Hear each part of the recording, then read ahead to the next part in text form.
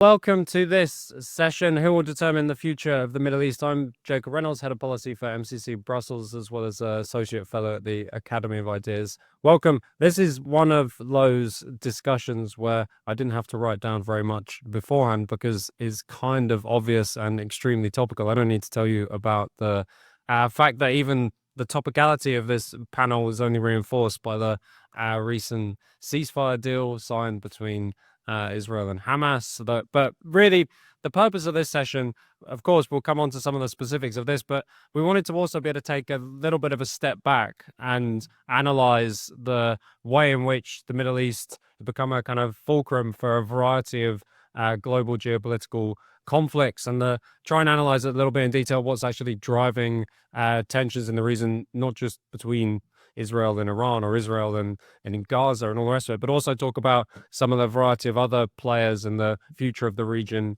more broadly. So I don't need to mention the fact that talking about this discussion implicates not just states in the Middle East, the Gulf states, wider players, America, Russia, China, all the rest of it. But so we just want to be able to take, as I say, a step back, ask what's really going on more broadly in the region and who's going to determine the fate of the region. So to help us navigate our way through this, we have a great panel. We've got a large panel as well, so I'll be keeping them their remarks very brief because, of course, we'll want to come out and discuss this with the help of you, the audience. So I'll introduce our panel very briefly.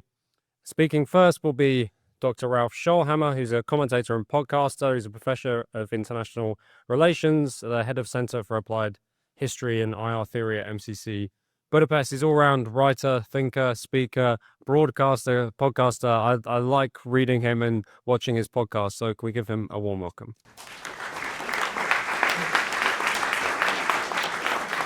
Then we'll be hearing from Chris Bayliss, who's over here on my left. Chris will be known to you for emerging pretty quickly as one of the most incisive commentators on global and domestic issues here in the UK, writing for Telegraph, Spectator, other places. He's a great follow on and a critic, and a great follow on Twitter, and delivered a really wonderful lecture event I helped put together over the summer called The Academy, which you can find on YouTube. But Chris, as I say, he's become someone who I read religiously, so I'm delighted to be on the panel with him. Chris, welcome. Then we'll be hearing from Nick Busvine OBE. He's a consultant, the founding partner of Herminius Holdings. He's an advisory board member of Briefings for Britain, another place you should always check out and read. He's a former, most pertinently for our conversation today, he's a former diplomat at the Foreign and Commonwealth Office. So, Nick, warm welcome.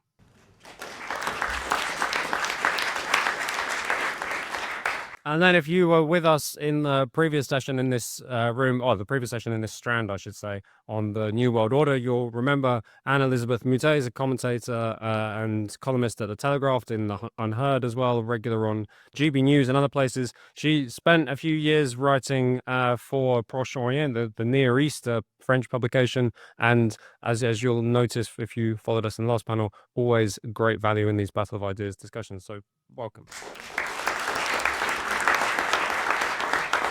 Last and by no means least, we've got Dr. Tim Black, who's the books and essays editor at Spite. I was just about to say he's also someone I read religiously, which is true, but it sounds like I've just said that about everyone because I'm trying to be nice to them. But it is actually a sign that I've managed to land myself on a panel of people I'm always reading and thinking about and sharing their articles. So it's actually a sign of how strong a panel we do have. But welcome, Tim.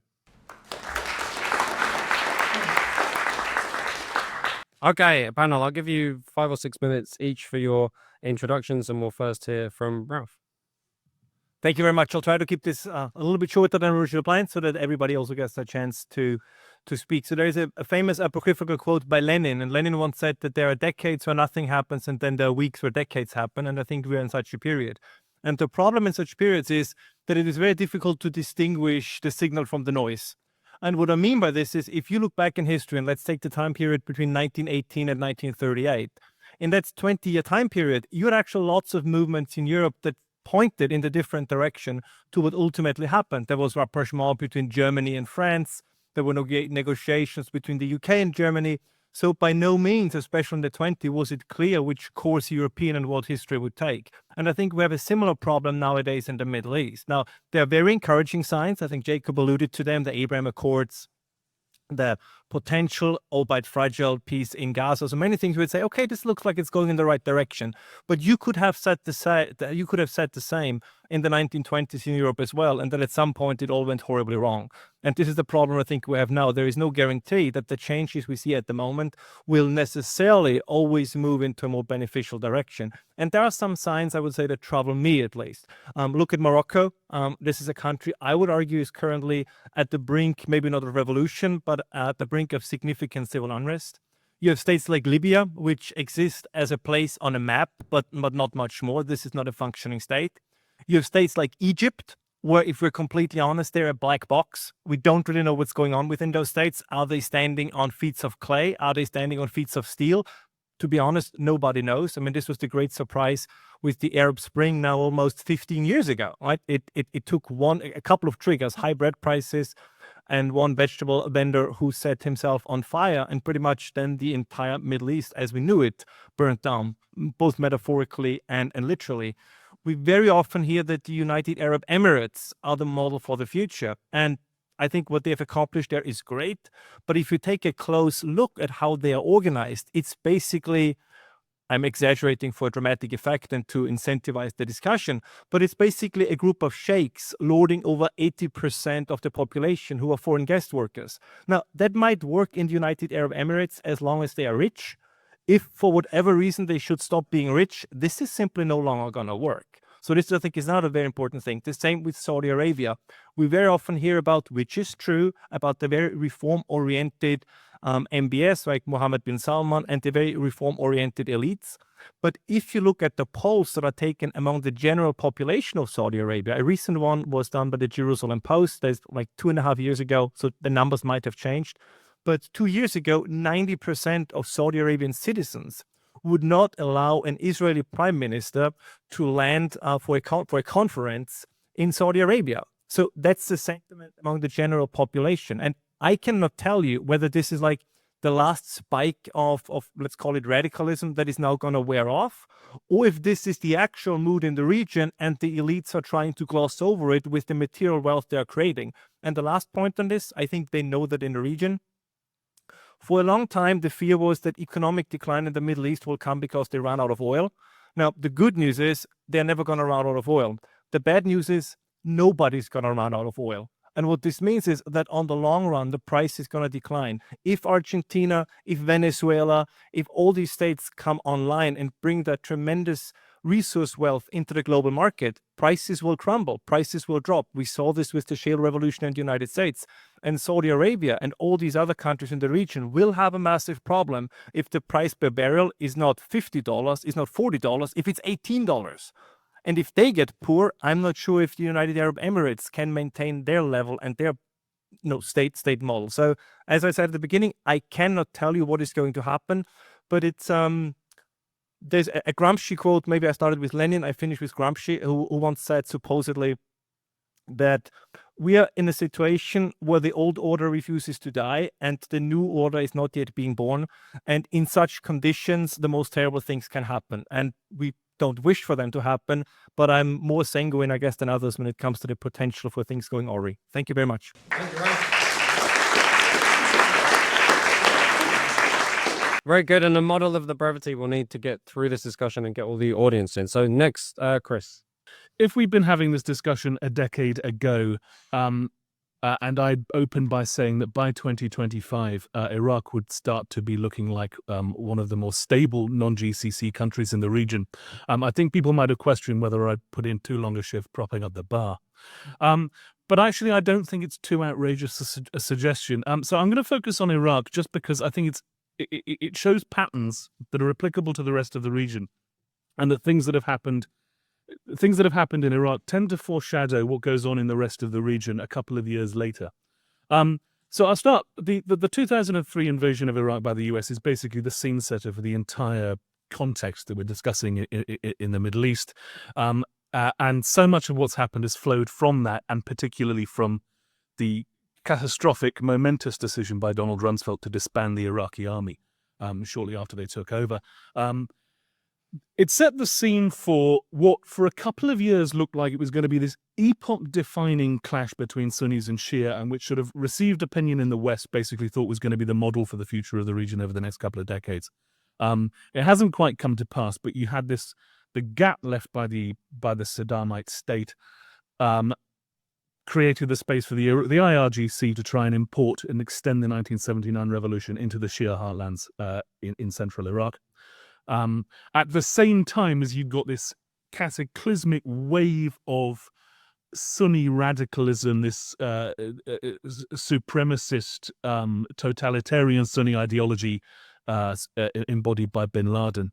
And they clashed spectacularly in Iraq, with the Shia ultimately getting the upper hand, and de-Baathification, the disestablishment of the Iraqi army. You get this officer leadership class completely unmoored, unemployed, unemployable, and disenfranchised, go off to Syria, where they led the basically Al-Qaeda aligned and then ultimately ISIS type organizations that were fighting in Syria. Fast forward a few years, and this metastasizes into ISIS. And the West's response under the hapless leadership of Barack Obama, you end up with this completely path-dependent muddle, as basically the West left the actual grunt work of defeating ISIS to the fighting on the ground that was done town to town to this basically Iranian-led coalition, soldiered by pretty ordinary middle-class Shia guys in Iraq. That did this fight at the same time as the West's continuing basically to support the opposition to Assad, which by that time is mainly, not entirely, but mainly people who are on a similar spectrum as ISIS and Al-Qaeda, which sets the scene that the defeat of ISIS in Iraq set the scene for a period in which the forces of militancy were controlled and led by almost exclusively by the Shia. The Sunni radicals are militarily but spiritually defeated. They disengage from the fighting, and they actually start to re-engage with the political process in Baghdad at a federal level on a more sort of open-minded term, and they actually start playing this more significant role in the running of the state. And the Sunni areas actually come under, for the first time, this kind of genuine, not progressive, but sort of open-minded leadership. Places like Anbar actually rebuilt quite quickly, to some extent. You're then left with this. Then you start to see it playing out across the rest of the region. Even in Sunni areas like Palestine, the actual forces of militancy kind of look to Tehran to lead for leadership, in Iran's network of proxies that were left over after the defeat of ISIS. And the Shia-aligned militia groups in Iraq that sort of linger, that were formed to fight ISIS, linger across the country like the Red Army in Eastern Europe in 1945, just there. And their job is to protect, the primary job is to protect Iran's economic, commercial interests in Iraq. And basically Iraq becomes the economic lung through which Iran breathes, financing its operations anywhere where there's a sort of recalcitrant Shia population, be that Lebanon, be that Yemen to some extent. The Houthis aren't quite Shia, but so this is going on through Iraq. The real game changer in 2024 becomes Israel's reaction and the fight after October the 7th. Iran is basically forced to invest its forces and is completely decapitated. The IRGC is massively weakened, and the array of proxy groups are seriously damaged, other than the ones in Iraq that basically sit it out. To some extent, all of these huge organizations, Kataib Hezbollah and Asaib al-Haq, everybody knows that they're there and they're ready and they're enormous. You've got sort of 500,000 men under arms and well-trained, battle-hardened guys, and everybody knows that they can step in Syria or Lebanon or whatever, and they don't. And they sit quietly and wait. Now, sort of fast forward a year, Iran is extremely weakened. You've got this this sort of network of Shia militia groups that have now got some independence. They realize that they can actually turn around to the Iranians and say, well, this is now going to be a more equal relationship, this sort of semi-colonial thing that's been going on before. We're going to readjust that now. And they stayed behind because Iraq was, for the first time, kind of booming. Yeah, 1 second. And there's this construction boom and whatever going on. We've got elections coming up in November, and I think keep a close eye on those because they're going to be critical in terms of what happens in this space that's been vacated by the Iranians. Great, thank you very much.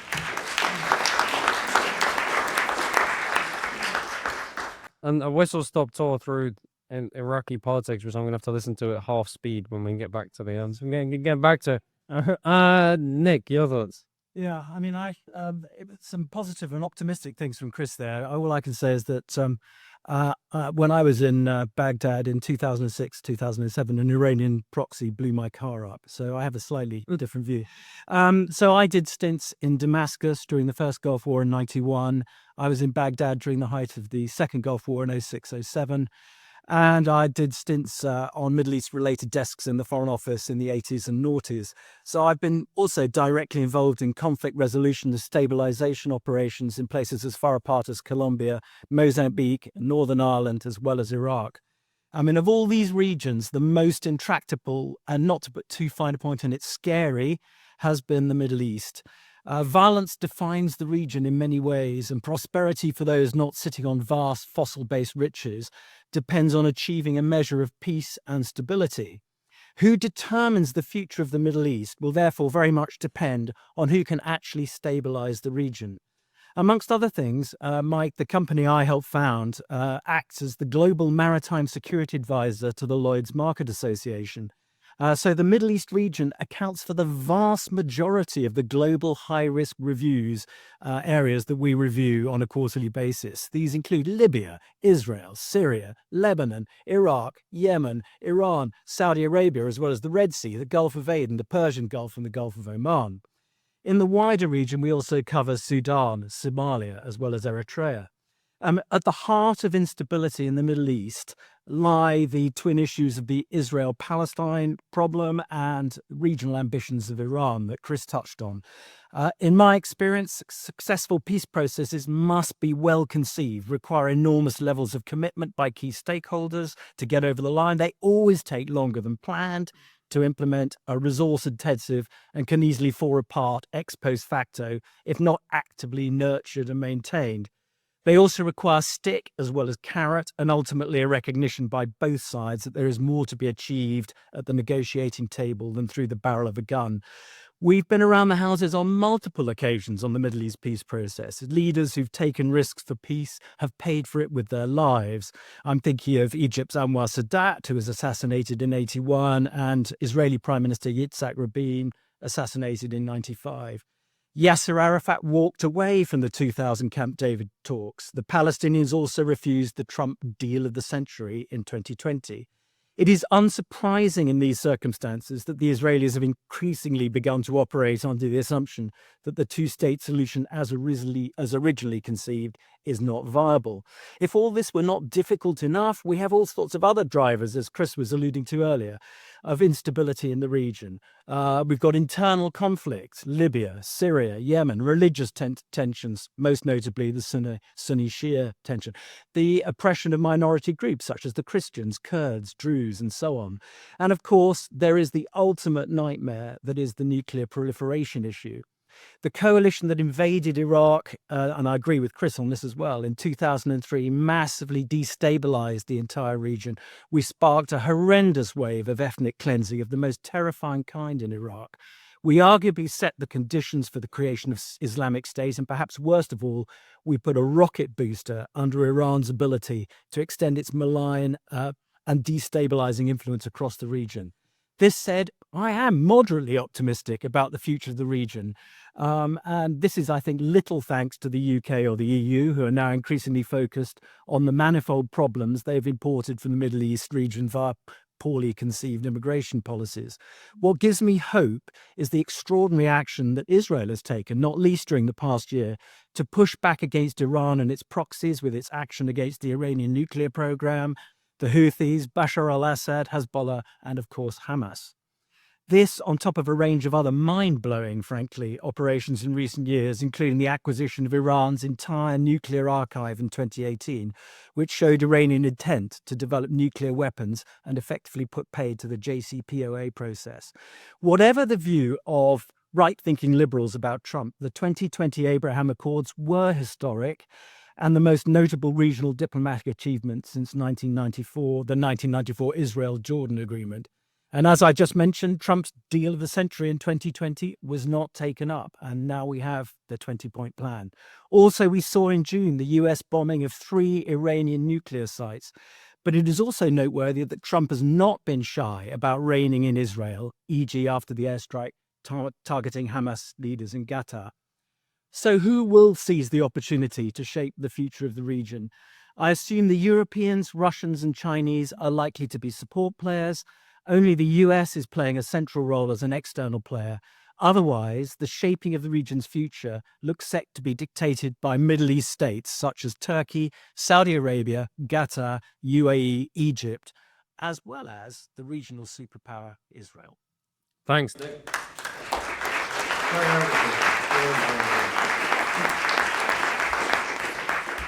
Anne-Elisabeth. I would like to say that the previous the presentations have essentially sort of eaten up about half what I was about to say, but absolutely accurate they were too. So my idea was to look at the state of play right now, and to look at what mostly the West is trying to do in the Middle East, and possibly to ask them, let's please just stop. It will not be half as harmful as anything you do. And 3, and it's been sort of already covered a bit, how do the Israelis think through this? And 4, possibly when it is said that China and Russia support players, I would say that, I don't think a country like Iran operates without knowledge of what it's doing in China, and the same thing with Russia. And it is being a player. And what happens in the West is on the one side, where these people are involved are essentially the shaping up of a groundswell of a hysterical anti-Semitic, and I say this having really looked at it, anti-Israel public opinion, because that has an effect on the policies taken by our governments. And we saw this in France, since it was Emmanuel Macron, who was in trouble politically for so many reasons that I won't go into, decided that the one way to get out of this was to declare that France would take a historic initiative and recognize Palestine. Essentially, there's no reason why not to recognize Palestine one day. There was a great deal of work put in 2000 to try and get this happening, involving Yasser Arafat, President Clinton, Madeleine Albright, and as was just said, Arafat walked out of it. But after a horrendous attack on Israel, and in the middle of the war, saying we recognize the state of Palestine that effectively does not exist, you could say Cisjordan, occupied territories, Judea and Samaria, depending on how you feel about it. But essentially, that is barely a state. It's governed by a prime minister who was elected, I think, in 2005 for 4 years, and who's still there, Mahmoud Abbas. He is 88 years old, and it functions like lots of places you leave more or less alone in the Middle East. It is actually not half as unprosperous as people would like to make it out to be. If you go to Ramallah, you will see. If you go to Bethlehem, if you go to all sorts of places, you will see new houses, luxurious shopping malls, restaurants. It's absolutely Judenfrei. It is forbidden to Israelis, but it is a very interesting, it shows that you just leave them to their own devices. You can argue that political independence would be a good thing too, but as a working community, it is not that bad. Gaza was not that bad either, and the minute it got invaded by the Israelis, the place that had been described by Western commentators as a concentration camp in open air turned out to be a fairly prosperous after all. It now isn't anymore. It's been destroyed mostly by the Israeli army. and that changes also the narrative. But a working state of Palestine that would include those places where Palestinians were autonomous at the very least until the 8th of October 2023, that doesn't exist anymore. So how do we deal with this? One thing, and I have no solutions on this one, is the use of the colonial narrative and the use of extremely weighted, very well used expressions like genocide in the conflict in Gaza have given rise to what you see in London every week. Hundreds of thousands of young people, mostly, but others, and people who have family ties to the region, essentially sort of going through the streets of our cities shouting "Death to the Jews." It has created a specific electorate. It has certainly created a constituency to France's La France Insoumise, France on Both, the party of Jean-Luc Mélenchon. It represents in France something like the whole party is regularly polling between 16, 18, 20%, depending on whether it's a presidential or a legislative election. So it's not a majority. It is openly talking about insurrection because it knows it will not get to either the second round of the presidential election in 27 or to whatever general election is called before that, snap election by Emmanuel Macron. But it has become something important in the decisions of our leaders. And that explains why Emmanuel Macron, who has in his own remit right now foreign policy and defense and nothing but that because he doesn't have a majority in parliament, has decided that he could take an initiative and took the initiative that was then pushed diplomatically to several European nations, and Britain and Spain and others sort of followed. That created actually more than less instability, and which is to say we recognize the state of Palestine. So that is actually a great victory for people who are in the process of losing a war. The war on the ground, whatever you say on the way is being waged, the war on the ground has been won by the Israelis. However, whether they can get something out of this is up to discussion, because they've managed to be called. It's not actually the case in public opinion when you have independent polls, but it is people that the pariahs, and you cannot deal with them. And the intervention, I'll leave the panel to sort of discuss this. The intervention of Donald Trump in this one is like everything else that Donald Trump does. It's surprising, disruptive, brutal, and possibly absolutely clever. We'll see where that goes. But we in the West ought to probably sort of sit back. It's not our conflict. If we import it on our ground, we're not going to like it, and we should leave it to the reigning power, which is mostly America, dealing with other big powers, and to the locals to sort of find a workable solution. Brilliant. Thanks. I have final introduction before we come out to get some of your questions and comments. Tim. The blurb did ask us, which power within the region would be able to determine the future of the Middle East. And I would probably sort of just push back against that, because I don't think we can understand the state of the Middle East, either historically or now, without sort of recognizing or sort of paying attention to the geopolitical context in which a lot of the interstate conflict and dynamics have played out. Obviously, just looking at, I would say there are probably three phases. I'd say after the Second World War, you've got the Cold War imperatives tend to dominate. You have, I guess, sort of the regional monarchies tend to be backed by Western powers, regional monarchies at the time, such as Iran, Saudi Arabia. And there tends to be a little bit of Soviet backing, I think, for the Arab secular nationalist states.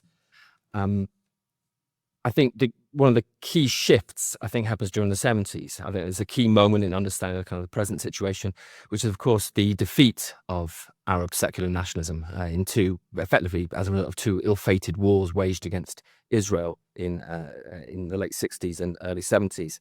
And I say it's a significant shift, and because it does bear on the present day situation, because it's instead in place of, or in lieu of, that kind of secular nationalist politics which was there and present in the Middle East in the 60s.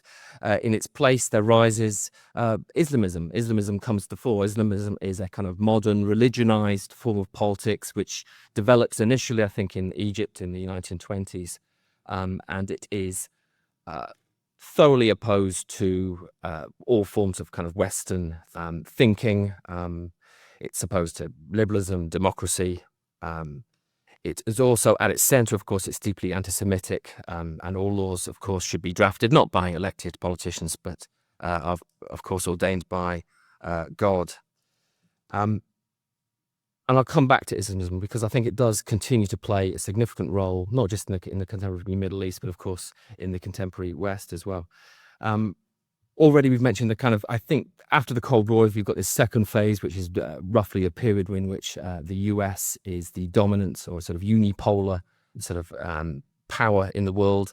I think the disastrous interventions in the early noughties have already been covered, and the disastrous consequences, the destabilization of the region, the fact that you effectively seeded, I think, the Islamist militias, which then cut a kind of sort of black-clad swathe in the shape of ISIS through in the mid-noughties through Iraq and Syria.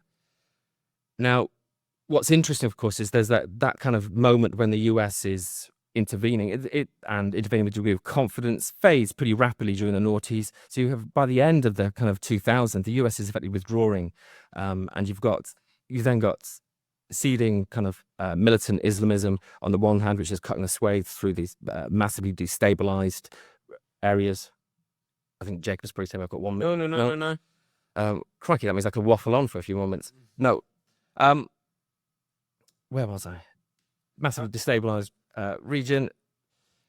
Arab Spring, by and large, the initial beneficiaries tend to be sort of Islamists, but that's quickly the kibosh is quickly put on that. Obviously, Egypt, Muslim Brotherhood elected 1 year, deposed in a coup d'etat in 2013. But I think the key point is that the key beneficiary of the moment in which the US, as the US-led coalition and its power over the region starts to fade, the key beneficiary, as has been mentioned, is Iran.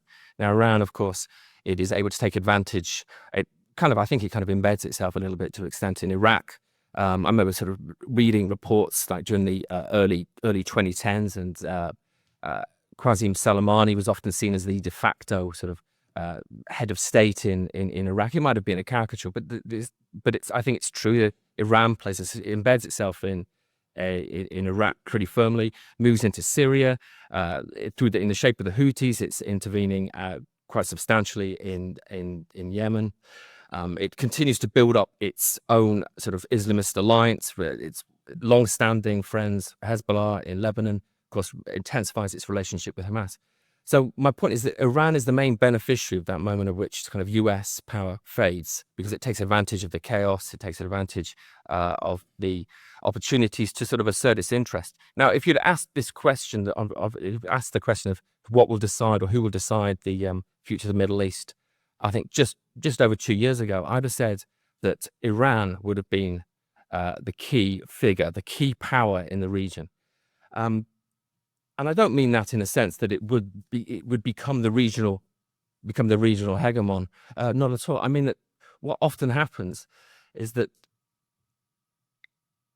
certainly in Middle Eastern politics, I don't think any regional player has the capacity to be the dominant regional power. I don't think Iran has that power. But the point is that Iran actually then generates an alliance effectively against it to thwart its regional ambitions. So you then get the situation where you have states which have very little in common in some ways, in the shape of Israel, Gulf states, Saudi Arabia, who are willing therefore to sign the Abraham Accords, almost to firm up that kind of anti-Iran alliance. So I think my key point in relation to that is that I think the interstate dynamics in the Middle East, because there is no regional power which is capable of imposing itself, because they are simply not powerful enough, or because of historical reasons, because of cultural reasons, because of political reasons. I don't think Turkey does. I don't think Egypt does. I don't think Saudi Arabia does. I don't think Iran does. That what you have constantly is this constant shifting of alliances to thwart any one power that seems to be over-asserting itself. So I think that it's defined by kind of anti-hegemonic and anti-hegemonic dynamic. I think just one final point to return back to, I think, is just the continuing role and significance of Islamism.